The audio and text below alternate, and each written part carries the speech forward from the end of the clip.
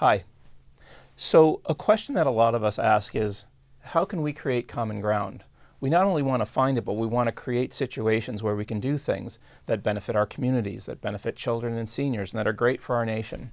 It can seem hard to do because sometimes there's divisive issues. Sometimes you might feel that you're going to get shouted down if you have a new idea.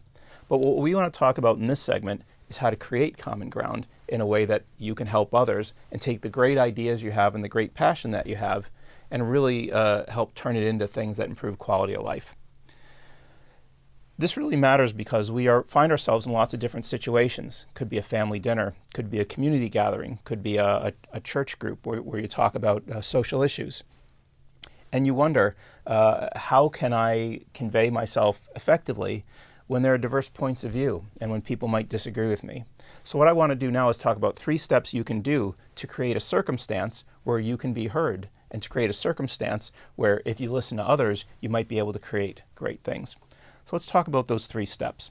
The first step is creating a spirit of generosity. Every day, every moment, we have a new opportunity to learn. We have a new opportunity to grow. We have new opportunities for redemption. We have new opportunities to build. But one way to do that is to create a circumstance where people feel comfortable in a room with one another. By establishing a spirit of generosity, I mean walking into a situation not just knowing why you're there, but thinking about, why is someone else there? Why did someone put down their phone, turn off the TV, and put aside all the other things in life and decide to be in a room with you, right? So when I meet people, I try and figure out, think hard about, why are they there? What journey are they on? What do they really care about? What have they been doing before they entered the room?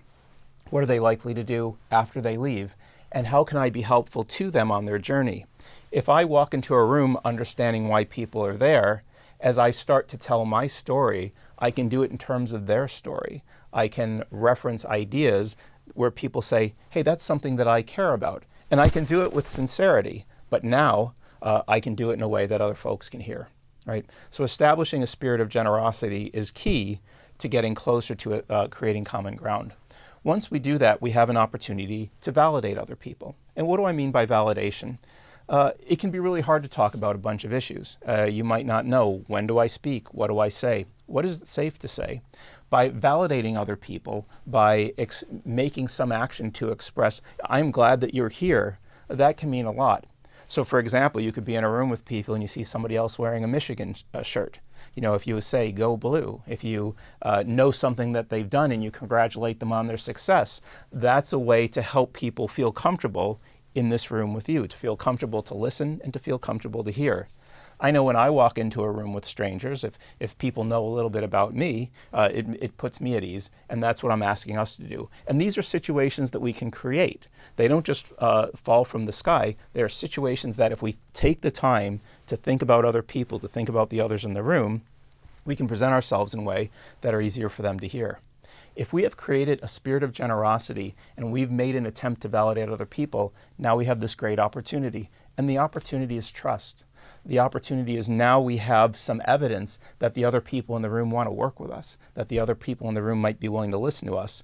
And that's where the idea of learning and persuasion can really become powerful. So I don't know how much you've thought about persuasion, but one thing that we know about it is it's very hard to persuade other people. It's very hard to teach people other things. And that's because attention is really, really limited. How do we break through and get people to pay attention to the ideas that we have?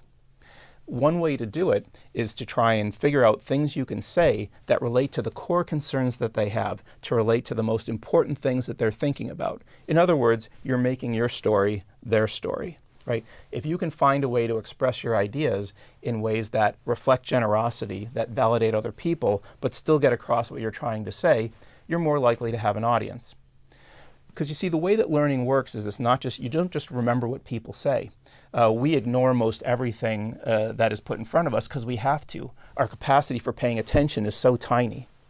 Instead, what we do, like everything we learn from math or science or from other people, is a lot like how we learn a song. So you hear a song on the radio or on your earphones. You like different parts of it.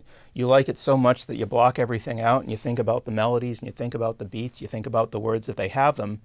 And what you do is create your own version of the song.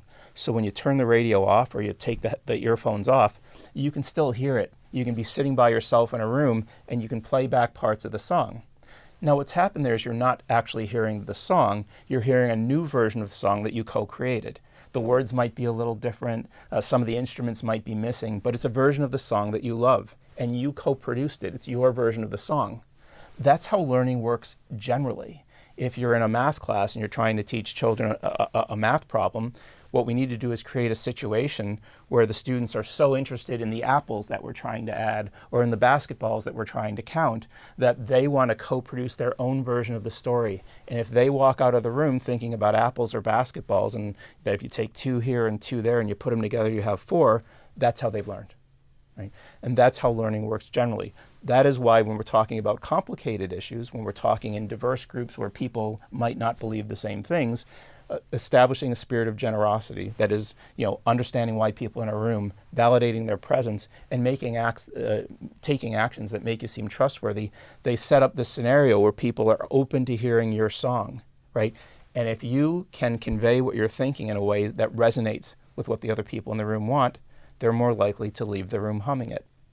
That can empower you, and that can help you create common ground where it doesn't ordinarily exist. And that's so important in today's age because it's easy to be cynical, it's easy to look at all the divisiveness, but the amazing thing about us, all of us that are watching this video, is that every day we have an opportunity to help other people, to do things for our communities, to help vulnerable populations, to help improve our nation or our city or our state. But what it often takes is getting people in a room and creating a situation where they're willing to listen. We all have the ability to create. And after all, when you think about all the things we can do, all the challenges that we face today, and all the opportunities that we have in front of us, aren't we worth it, right? Aren't we the people who can make the change, right? These are steps that any of us can use. So let's go out there and do it. Let's create common ground.